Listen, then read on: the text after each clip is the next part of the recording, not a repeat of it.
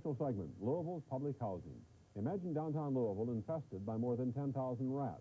Well, that's the way it was 50 years ago, and much of this city was a slum. Melanie Bullard tonight begins a special segment look at the public housing that replaced the slums, improving not only the city, but the lives of thousands. Louisville is known as, among other things, the home of the old L&N Railroad, and of course as Derby City. There's another part of Louisville's history that's often forgotten, perhaps deliberately. It's the public housing. Take, for example, the Clarksdale Complex.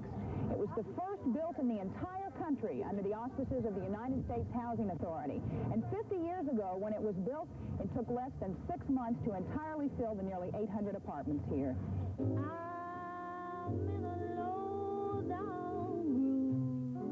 The day Clarksdale opened, hundreds showed up for a shot at living in the new government housing.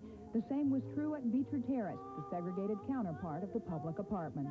Well, it was sort of a day of celebration by the community, by the national housing authorities, and by the people who were permitted to occupy them, the ones who were deemed eligible and who moved in.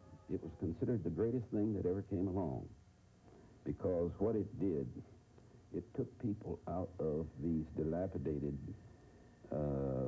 substandard dwellings, alleys and streets and all, and put them, so many of them for the first time, in what was known as standard housing. Public housing was the post-Depression brainchild of President Roosevelt. It was designed to create jobs and to clear vast slum areas. Here in Louisville, 40% of the city's 90,000 residents lived in substandard housing. It was vastly better than the housing that was there before, which was run down, badly in need of repair, infested with rats and vermin, and conditions were just not good. They were not good for human beings. The years passed, housing construction projects continued, and more too came to an end. Many of the developments were then used to house displaced veterans and their families. The Flacks moved into the now demolished Grand Avenue homes in 1946. We looked upon it, like I said, as a home, a clean, well-kept home. And there was a certain amount of strictness, you know, with the rules of the project. There's been a change in attitudes now, and I can't give the reasons for those attitudes, where people don't respect each other as much, and they don't respect leadership as much, and they don't respect property. Nearly 3 generations have now lived in our public housing complexes. Today, they're unaffectionately known as the Bricks. Tomorrow, we'll find out why.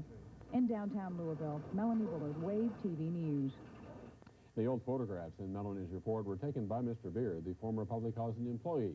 They and others are currently on display at City Hall. Louisville's